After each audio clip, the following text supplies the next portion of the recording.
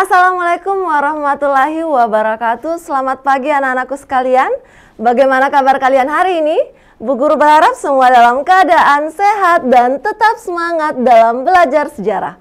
Bertemu lagi dengan Bu Indra Wulan dalam kelas Sejarah Smart School, tempat di mana kita bisa belajar sejarah secara seru dan juga menyenangkan. Generasi smart, berkarakter, cerdas Ki.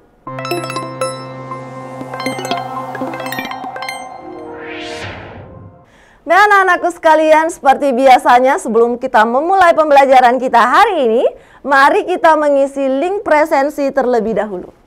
Silakan anak-anakku sekalian memindai link QR Code yang sudah Bu Guru tampilkan di layar TV Smart kalian masing-masing di sekolah. Diisi sesuai dengan data anak-anakku sekalian di sekolahnya masing-masing. Sembari menunggu anak-anakku sekalian mengisi presensi hari ini, perkenankan saya juga untuk menyapa Bapak dan Ibu guru hebat, para pendamping guru sejarah yang ada di sekolah.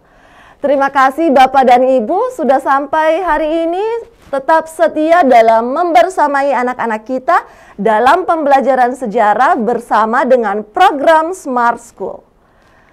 Baik, memulai pembelajaran hari ini seperti biasanya, Bu Guru selalu memberikan sebuah kalimat motivasi. Adapun motivasi hari ini berasal dari seorang aktivis keagamaan Indonesia. Dia juga merupakan lulusan atau alumni sejarah dari Universitas Indonesia. Ya, benar sekali. Sebagaimana yang tampil di layar TV kita sekalian, dia adalah Sohokji. Tahukah anak-anakku sekalian, Sohokji pernah menyampaikan sebuah kalimat yang sangat baik. Bahwasanya kemerdekaan merupakan sebuah mimpi yang menjadi kenyataan. Tetapi juga merupakan sebuah gedung yang kosong. Dan menjadi tugas daripada pendukung-pendukungnya untuk mengisi kemerdekaan. Apa yang Bu Guru ingin sampaikan dalam kalimat motivasi belajar hari ini adalah, anandaku sekalian, para generasi smart tentu menjadi sebuah kesyukuran bagi kita semua, karena kita semua sudah merasakan betapa nikmatnya udara kemerdekaan. Namun tentu saja kemerdekaan ini tidak sampai pada tahap ini. Tetapi bagaimana selanjutnya anak-anakku sekalian, para generasi muda yang hebat bisa mengisi kemerdekaan tersebut dengan segudang prestasi. Nah, adapun kemudian langkah sederhana yang bisa anandaku lakukan adalah dengan terus semangat dalam belajar sejarah, karena dengan belajar sejarah anandaku sekalian tentu akan memahami kepribadian bangsa dan juga identitas bangsa Indonesia. Baik anandaku sekalian, masih adakah yang ingat di pertemuan yang lalu kita sudah membahas tentang materi apa? Ya, benar sekali, kita sudah membahas tentang bagaimana pemerintahan Orde Baru yang ada di Indonesia. Nah, pada pertemuan yang lalu kita sudah spesifik membahas tentang politik dalam negeri Indonesia pada masa Orde Baru. Maka untuk pertemuan hari ini kita akan lebih spesifik membahas tentang politik luar negeri Indonesia pada masa Orde Baru. Adapun kemudian menjadi tujuan pembelajaran kita hari ini adalah anandaku sekalian diharapkan mampu untuk menganalisis bagaimana pelaksanaan politik luar negeri Indonesia pada masa Orde Baru. Baik, mari anandaku sekalian siapkan dirinya. Silahkan disimak penjelasan demi penjelasan dan nantinya Bu Guru juga akan menerima respon daripada anak-anakku sekalian. Baik. Terkait masalah bagaimana politik Indonesia pada masa Orde Baru, tentu materi ini sebagaimana yang kita ketahui akan terbagi menjadi dua bagian submateri. Yang pertama adalah politik dalam negeri, kemudian yang kedua adalah politik luar negeri Indonesia. Sebagaimana yang sudah kita pelajari di pertemuan sebelumnya, bahwasanya politik dalam negeri ini terdapat banyak hal yang sudah kita bahas, baik itu terkait masalah bagaimana pelaksanaan pemilu di Indonesia, penyederhanaan partai politik, kemudian pelaksanaan dui fungsi ABRI. Nah, kira-kira pada pertemuan ini kita akan membahas masalah-masalah apa ya dalam politik luar negeri? Jadi, adapun yang menjadi fokus pengkajian kita hari ini adalah terkait masalah politik luar negeri Indonesia pada masa Orde Baru.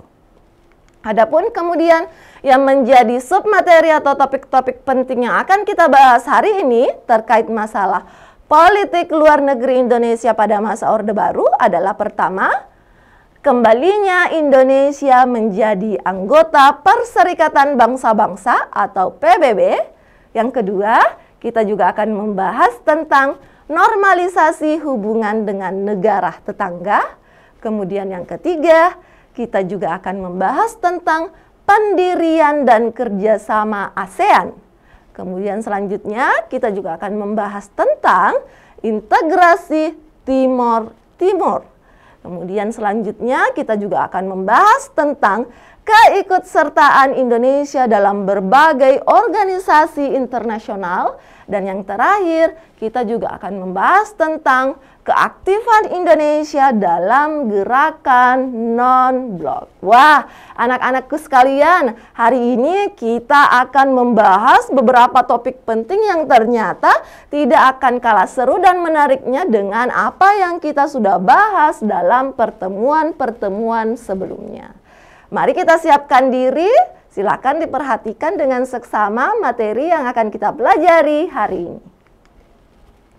Terkait masalah politik luar negeri Indonesia pada masa Orde Baru, mari kita merefleksi sejenak. Seperti apa sih politik luar negeri Indonesia dari sejak kemerdekaan Indonesia itu sendiri, bahkan sampai pada periode ini, di mana kita ketahui bahwa politik luar negeri Indonesia yang selalu di Indonesia jalankan itu adalah yang bebas dan aktif.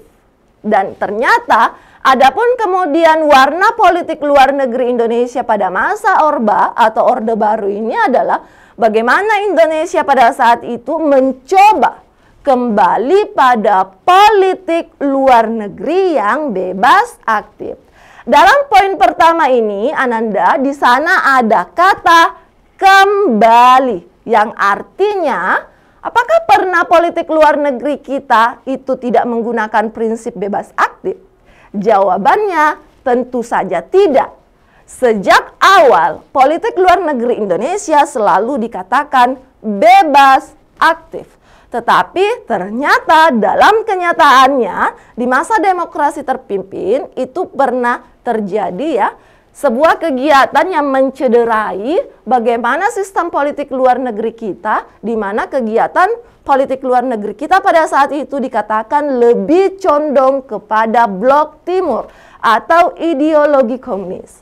Maka daripada itu di masa Orde Baru, hal inilah yang dianggap atau yang dimaksudkan dengan kata kembali. Bagaimana Indonesia kembali mewujudkan marwah politik luar negeri bebas aktif yang sebenar-benarnya.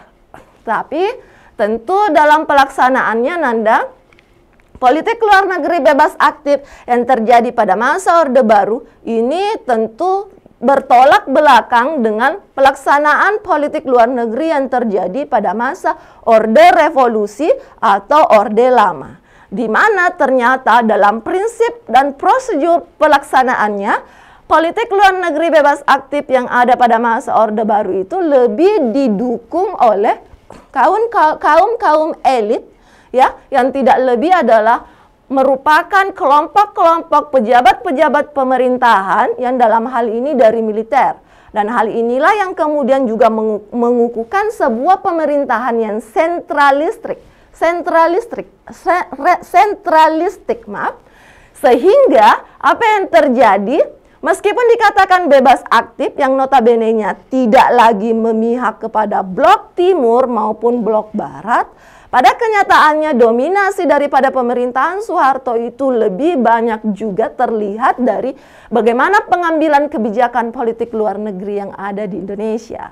Kemudian kita lihat lagi penerapan politik luar negeri bebas aktif masa Soeharto juga dikatakan, ya, sebagaimana yang Bu Guru tadi sampaikan, bertolak belakang dengan masa sebelumnya, di mana pada pemerintahan Orde Baru penerapan politik luar negeri itu dikatakan lebih bersahabat atau low profile dibandingkan dengan pada masa Orde Revolusi atau Orde Lama, yang dimana diketahui bahwa politik luar negeri Indonesia itu lebih kepada high profile atau lebih agresif dan revolusioner. Hal ini dimaksudkan agar Indonesia bisa mendapatkan persahabatan ataupun komunikasi yang efektif dengan dunia-dunia internasional, sehingga Indonesia akan membuka hubungan yang seluas mungkin dengan dunia internasional yang tentunya akan berdampak sangat positif bagi pelaksanaan pembangunan yang ada di Indonesia. Bisa dipahami anak-anak? Baik, kita lanjutkan. Nah, sebelum kita masuk pada bagaimana atau apa-apa saja menjadi kebijakan dan kondisi politik luar negeri Indonesia pada masa Orde Baru, mari kita lihat terlebih dahulu apa saja sih yang menjadi prinsip dasar politik luar negeri Indonesia. Nah, ternyata di sini dikatakan bahwa adapun yang menjadi prinsip dasar politik luar negeri Indonesia telah termanifestasi dalam Pancasila dan pembukaan Undang-Undang Dasar 1945. Ingat ya anak-anak, di mana kita ketahui bahwa Orde Baru itu memang muncul dengan sebuah cita-cita koreksi total terhadap penyimpangan-penyimpangan yang sebelumnya terjadi, dan juga bagaimana kembali memurnikan pengamalan dan penghayatan daripada Pancasila dan Undang-Undang Dasar 1945. Sekarang kita lihat, dalam hal ini Bu Guru sudah merangkumkan beberapa poin penting di mana prinsip dasar politik luar negeri Indonesia yang pertama bisa terlihat dari Indonesia melakukan sistem politik yang damai. Hal ini tadi yang dimaksudkan dalam pembahasan sebelumnya, bahwasanya dalam pelaksanaannya itu Indonesia lebih low profile. Kemudian yang kedua, Indonesia menjalin hubungan baik dengan saling menghargai dan tak terintervensi atau tidak menekannya atas permasalahan-permasalahan yang ada di dalam negerinya.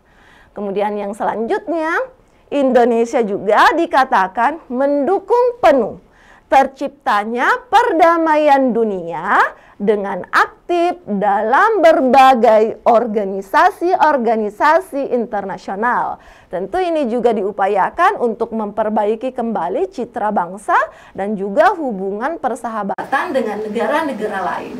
Kemudian Indonesia mempermudah pertukaran pembayaran internasional, dan selanjutnya Indonesia membantu pelaksanaan keadilan sosial secara global yang berlandaskan piagam PBB. Dan prinsip dasar politik luar negeri Indonesia yang terakhir yaitu Indonesia akan aktif dalam membantu memerdekakan negara-negara yang masih terjajah, khususnya bagi negara-negara yang ada di wilayah Asia dan Afrika. Bisa dipahami Ananda? Baik. Selanjutnya, kita akan masuk pada topik materi yang pertama, yakni bagaimana proses kembalinya Indonesia menjadi anggota PBB. Lagi-lagi di sana ada kata kembali, berarti ada proses di mana Indonesia dikatakan pernah keluar dari PBB. Masih ingatkah Andaku sekalian dari pertemuan-pertemuan sebelumnya? Apa ya yang menyebabkan sehingga Indonesia pada saat itu harus keluar dari PBB? Ya, benar sekali. Itu ada kaitannya ketika terjadi konfrontasi dengan Malaysia. Ya, benar sekali. Jadi ternyata pada masa Orde Baru, pemerintahan Orde Baru pada saat itu berhasil mengembalikan Indonesia menjadi anggota Perserikatan Bangsa-Bangsa kembali, di mana yang mana kita bisa lihat kronologinya di sini adalah Karena Indonesia pada saat itu menyadari adanya berbagai kerugian-kerugian yang bisa didapatkan oleh pihak Indonesia pada saat itu akibat keluarnya Indonesia dari PBB. Kerugian-kerugian apa ya yang dimaksudkan? Kerugian yang dimaksudkan seperti terkucilnya hubungan internasional Indonesia pada saat itu di dunia. Kemudian yang kedua, tentu juga ini akan berdampak pada bagaimana hubungan-hubungan yang tidak harmonis yang bisa menghambat berbagai bentuk pembangunan yang ada di Indonesia baik dari segi ekonomi maupun politik. Nah, daripada menyadari kerugian-kerugian itulah sehingga pemerintahan Orde Baru memutuskan untuk masuk kembali menjadi anggota PBB. Selanjutnya, tanggal 3 Juni 1966, akhirnya disepakatilah bahwa Indonesia harus kembali menjadi anggota PBB dan badan-badan internasional lainnya. Ini setelah pemerintahan pada saat itu melakukan rapat-rapat atau sidang istimewa. Jadi tercipta kesepakatan sehingga secara resmi Indonesia akhirnya dikatakan kembali menjadi anggota PBB, yakni sejak tanggal 28 Desember 1966.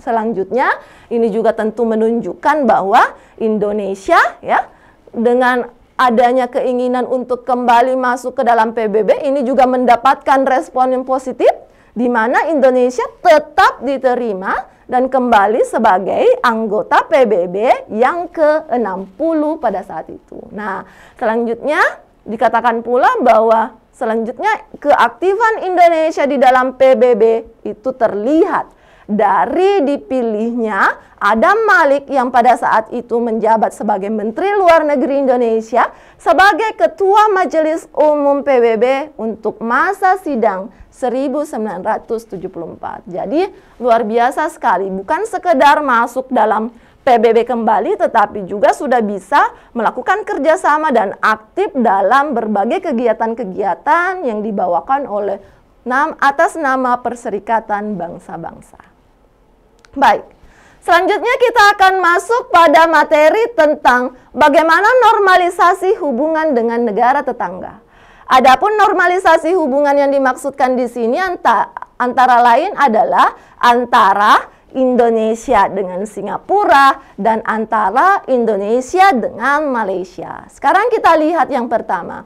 Bagaimana Indonesia memulihkan hubungannya dengan Singapura yang pada saat itu melalui perantara dalam hal ini Habibur Rahman yang merupakan Duta Besar Pakistan untuk Myanmar.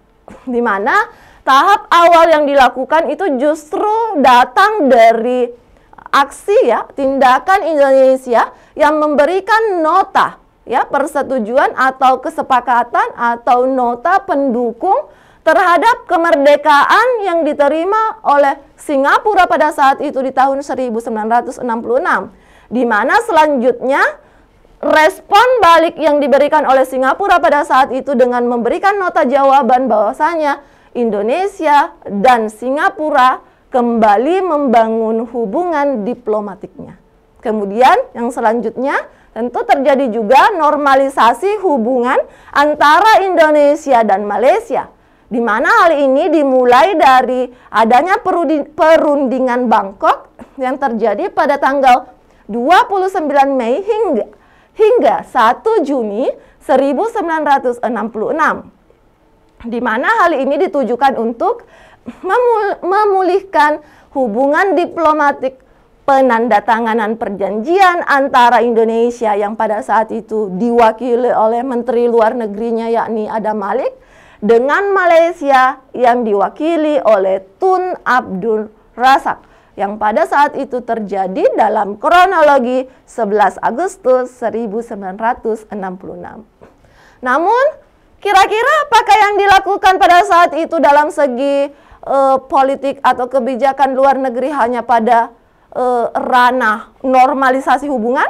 Ternyata Indonesia dalam kenyataannya juga pernah melakukan pemutusan hubungan dengan Tiongkok, di mana hal ini dimaksudkan karena pemerintah Indonesia pada saat itu dalam hal ini Soeharto menyalahkan Tiongkok ya, karena Cina pada saat itu dinyatakan mendukung usaha kudeta yang dilakukan oleh Partai Komunis Indonesia di tahun 1965 yang kemudian kita kenal dengan istilah G30S 1965. Ditambah lagi, ini merupakan respon pemerintah dari adanya demonstrasi keras yang dilakukan oleh massa atau masyarakat Indonesia pada saat itu terhadap kekecewaan atas tindakan daripada Tiongkok yang tidak mengibarkan bendera setengah tiang pada prosesi pemakaman ya para korban-korban gerakan 30 September 1965 atau yang selanjutnya kita kenal dengan istilah pahlawan revolusi. Namun dalam perkembangannya, dalam periode-periode berikutnya, hal ini kemudian bisa diselesaikan dengan akhir atau yang baik anak-anak. Kenapa? Karena Indonesia nantinya akan kembali memulihkan hubungannya dengan Tiongkok karena Indonesia menyadari bahwasanya Cina atau dalam hal ini Tiongkok merupakan negara dengan posisi yang sangat krusial termasuk atau terlebih dalam wilayah-wilayah bagian Asia Pasifik. Baik, selanjutnya kita akan masuk pada materi tentang pendirian dan kerjasama ASEAN. Anandaku tentu mengetahui ya, fokus dari ASEAN itu adalah organisasi ya di negara-negara Asia Tenggara, di mana dikatakan dalam hal ini Indonesia menjadi salah satu pemrakarsa dari didirikannya organisasi ASEAN atau Association of Southeast Asia Nation, yang mana ini dilaksanakan pada 8 Agustus 1967. Nah, di mana pada saat itu terdapat juga delegasi-delegasi pendiri ASEAN yang lain seperti dari Indonesia sendiri, ada Adam Malik di foto pertama di slide kita, Nanda. Kemudian foto yang kedua itu adalah Narcisco Ramos, delegasi dari Filipina. Kemudian di foto ketiga itu ada Tun Abdul Razak, itu merupakan delegasi dari Malaysia. Kemudian yang keempat ada S. Rajaratnam dari Singapura.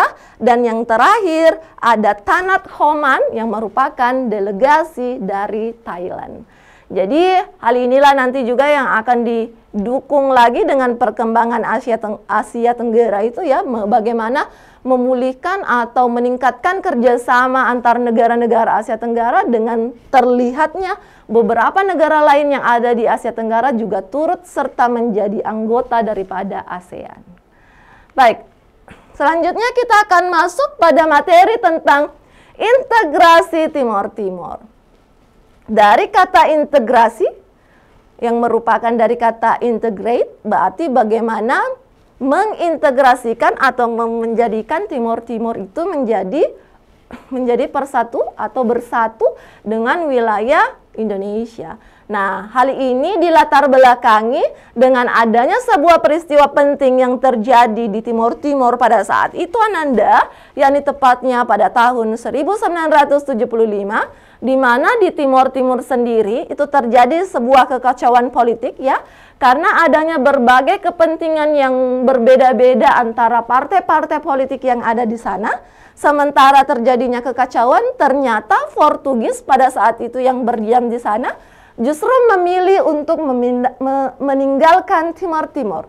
Maka Timor Timur yang kemudian diwakili oleh para pemimpin partai politiknya dalam hal ini pada saat itu ya melakukan pertemuan lantas memilih untuk kemudian menjadi bagian dari Republik Indonesia. Dan tentu hal ini mendapatkan respon positif daripada pemerintah Indonesia pada saat itu, di mana hal ini terlihat dari Indonesia menyambut baik pemerintahan tersebut. Jadi Timor Timur dalam hal ini selanjutnya menjadi bagian Indonesia, tepatnya pada bulan Juli 1976 dan dijadikan sebagai provinsi di Indonesia yang ke-27 atau provinsi ke-27 di Indonesia. Selanjutnya kita akan melihat seperti apa keikutsertaan Indonesia dalam berbagai organisasi-organisasi internasional. dalam yang sudah Bu Guru rangkumkan dalam slide kita hari ini ternyata pada masa politik ya, politik luar negeri yang dijalankan pada masa Orde Baru, ini bisa ditandai dengan keaktifan atau keikutsertaan Indonesia dalam berbagai organisasi internasional seperti yang pertama, OPEC atau Organization of Petroleum Exporting Countries. Ini tentunya bagaimana Indonesia bisa ya meningkatkan ataupun mempertahankan ketahanan sumber daya yang ada di Indonesia pada saat itu. Kemudian di lain pihak Indonesia juga tergabung atau ikut serta dalam CGI atau Consultative Group on Indonesia ya, di mana di sana ini terkait masalah grup konsultasi yang ada di Indonesia. Kemudian yang ketiga, Indonesia juga termasuk dalam Asia Pacific Economic Cooperation atau APEC. Selanjutnya Indonesia juga termasuk dalam International Monetary Fund atau IMF. Kemudian Indonesia tergabung juga dengan World Bank. Dan yang terakhir, Indonesia juga tergabung dengan Organisasi Konferensi Islam. Tentu masih banyak organisasi-organisasi yang lain Ananda yang tidak mungkin Bu Guru bisa sebutkan satu persatu. Anandaku bisa juga menggali dari beberapa referensi yang mungkin ada di sekolah kalian masing-masing. Dan mungkin juga akan ada tambahan informasi dari guru-guru pendamping sekolahnya yang ada di sekolah Anandaku masing-masing. Baik. Selanjutnya kita akan masuk pada materi tentang keaktifan Indonesia dalam gerakan non-blok. Di mana kita ketahui Ananda bahwa sejak awal Indonesia memang menjadi salah satu negara pendiri dari GNB atau yang kita kenal dengan gerakan non-blok. Namun adapun kemudian peranan Indonesia pada masa Orde Baru tersebut ini semakin meningkat justru pada masa Orde Baru, di mana hal ini terlihat dari keaktifannya berupa Indonesia menjadi tuan rumah konferensi tingkat tinggi yang ke-10 pada September 1992 yang ternyata diadakan di Jakarta. Hal ini juga yang menjadi hal pertama setelah Perang Dingin berlangsung itu reda akibat dibubarkannya Uni Soviet, sehingga pada konferensi tingkat tinggi GNB atau gerakan non-blok ini Indonesia di bawah pimpinan Presiden Soeharto pada saat itu dikatakan menjabat sebagai Sekretaris Jenderal atau Sekjen daripada gerakan non-blok 1995. Wah, berarti mulai dari pendirian ya terlihat dari periode-periode sebelumnya Indonesia sudah sangat besar memprakarsai bagaimana terbentuknya gerakan non-blok, ditambah lagi pada masa Orde Baru keaktifan dan keikutsertaannya ini semakin besar ya karena adanya kegigihan langsung yang dikomandai oleh Presiden Soeharto pada saat itu. Baik Anandaku sekalian, selanjutnya kita akan membahas tentang seperti apa keberhasilan Orde Baru ya dalam kaitannya dengan efektivitas politik luar negeri yang ada di Indonesia. Nah, di sini lagi-lagi Bu Guru sudah merangkumkan beberapa poin penting di mana salah satu hal yang dianggap sebagai keberhasilannya adalah Indonesia berhasil memperbaiki citranya sebagai negara yang stabil baik secara ekonomi maupun politik. Kemudian yang kedua, Indonesia juga dikatakan berhasil memperbaiki citranya sebagai negara yang bersahabat dan tidak lagi konfrontatif. Ini tadi ya Bu Guru sudah jelaskan bahwasanya memang kebijakan-kebijakan politik luar negeri yang diambil pada masa Orde Baru itu lebih bersifat low profile atau bersahabat. Kemudian yang ketiga, Indonesia dikatakan berhasil menginisiasi berdirinya ASEAN sebagaimana yang sudah kita bahas sebelumnya. Kemudian yang keempat, Indonesia berhasil meraih posisi ketua. Wah, luar biasa ya. Jadi organisasi OKI Indonesia pada saat itu berhasil terpilih menjadi posisi ketua. Kemudian yang kelima, dari segi organisasi APEC sendiri ya, gerakan non-blok itu juga ini sangat gencar dilakukan oleh Indonesia pada saat itu, di mana dibangun kerjasama yang baik itu terlebih antara negara-negara yang berada di kawasan wilayah Asia Pasifik, yakni di bidang ekonomi. Kemudian selanjutnya Indonesia juga berhasil melakukan perbaikan hubungan luar negeri Indonesia dengan negara-negara barat dan juga negara-negara tetangga. Kenapa negara-negara barat, anak-anak? Tentu ya, ini berkaitan dengan yang sebelumnya. Misalnya Indonesia dikatakan lebih condong kepada negara-negara blok timur ya, dan kemudian tentu ini secara langsung maupun tidak langsung akan mencederai ya komunikasi ataupun hubungan yang baik antara Indonesia dengan beberapa negara barat, dan juga pada saat itu Indonesia dikatakan berhasil menormalisasi ya hubungannya dengan negara-negara tetangganya. Kemudian selanjutnya dikatakan pula keberhasilan daripada Orde Baru ini adalah banyak mendapatkan dukungan ekonomi yang terus mengalir ke dalam negerinya, sehingga lambat laun terciptalah stabilitas ekonomi nasional yang lebih baik. Baik anak-anakku sekalian, kira-kira seperti itu materi yang bisa Bu Guru sampaikan hari ini terkait masalah pelaksanaan politik luar negeri Indonesia pada masa Orde Baru. Selanjutnya, mari kita melangkah pada sesi Mari Berlatih, di mana pada sesi ini seperti biasa kita akan menyelesaikan beberapa pertanyaan yang sudah Bu Guru siapkan. Anandaku sekalian bisa memberikan respon secara langsung ya. Kemudian bisa juga memberikan respon melalui kolom chat. Baik, mari kita beralih pada pertanyaan yang pertama.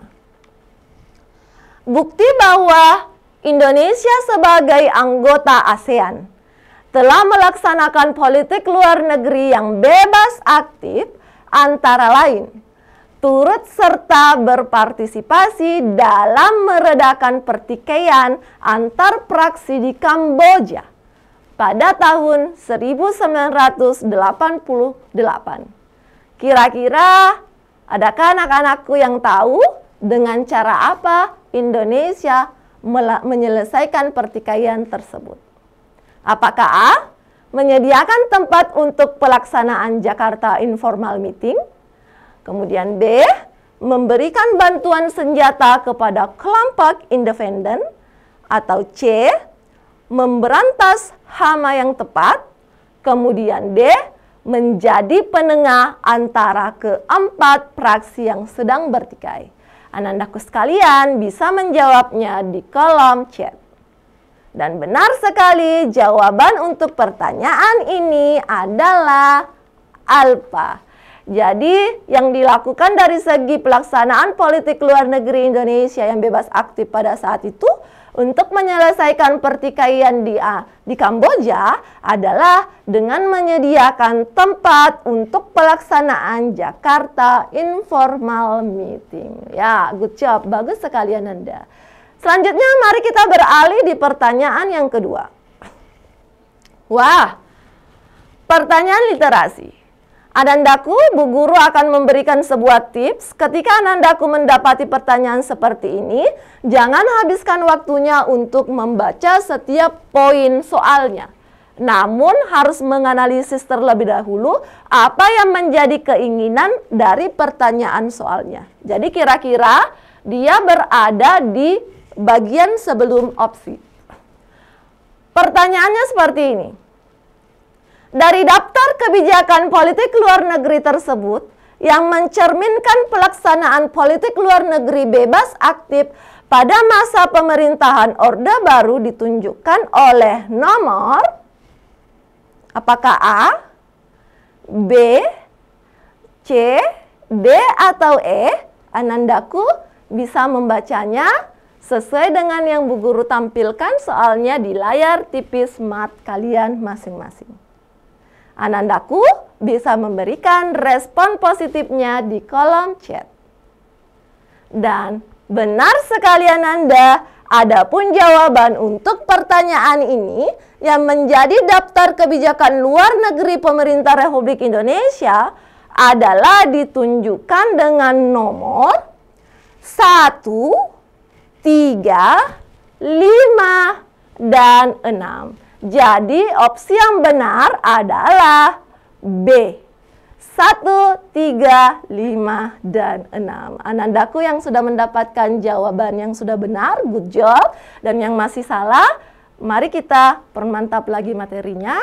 Mari kita saksikan pertanyaan selanjutnya. Selain mengirim pasukan Garuda sebagai penjaga perdamaian di bawah Perserikatan Bangsa-Bangsa atau PBB, langkah yang dilakukan pemerintah Indonesia dalam membantu menyelesaikan konflik di Kamboja adalah: apakah A. menolak masuknya Kamboja dalam keanggotaan ASEAN, ataukah B. mengirim bantuan pasukan untuk menumpas gerilyawan Khmer Merah, ataukah C. mengundang pihak yang bertikai untuk berdialog dalam Jakarta Informal Meeting, ataukah D. memberi suaka kepada Pangeran Norodom Sihanouk yang terusir dari Kamboja, ataukah E. melakukan intervensi pemerintah Kamboja untuk mencegah meluasnya paham komunis. Lagi-lagi, anak-anakku bisa memberikan respon positifnya di kolom chat. Dan benar sekali Ananda untuk jawaban pertanyaan kali ini, atau pertanyaan yang ketiga ini, jawabannya adalah C. Bagaimana Indonesia mengundang pihak-pihak yang bertikai pada saat itu untuk berdialog dalam Jakarta Informal Meeting. Anandaku tentu yang memperhatikan, ini ada kaitannya dengan soal yang pertama tadi. Baik Ananda, seperti itu kira-kira sesi berlatih kita hari ini. Selanjutnya, Bu Guru kembali mengharapkan respon dari Anandaku sekalian. Silakan dipindai link QR code berikut. Di link pertama, itu Bu Guru sudah menyiapkan link untuk kuis. Di sana Anandaku bisa mengerjakan beberapa soal kuis. Bisa dikerjakan secara berulang-ulang sehingga memantapkan pemahaman Anandaku terhadap materi hari ini. Kemudian di link QR code yang kedua itu terdapat form refleksi. Seperti biasa, Bu Guru membuka diri bagaimana dari pihak Bapak dan Ibu Guru pendamping yang ada di sekolah maupun Anandaku sekalian bisa memberikan masukan. Kira-kira hal-hal apa saja yang Bu Guru harus perbaiki dalam pembelajaran kita hari ini. Baik Anandaku, kira-kira demikian dulu perjumpaan kita hari ini. Bu Guru ingin mengucapkan terima kasih atas atensi dan perhatian Anandaku sekalian di sekolahnya masing-masing. Bu Guru ingin mengucapkan tetap semangat dalam belajar sejarah, tetap semangat dalam mengenali identitas bangsa kalian, karena kalianlah yang akan menjadi generasi emas di dalam bangsa ini. Bu Guru tutup perjumpaan kita hari ini dengan salam kebanggaan kita, salam Smart School, generasi smart, berkarakter, cerdas Ki.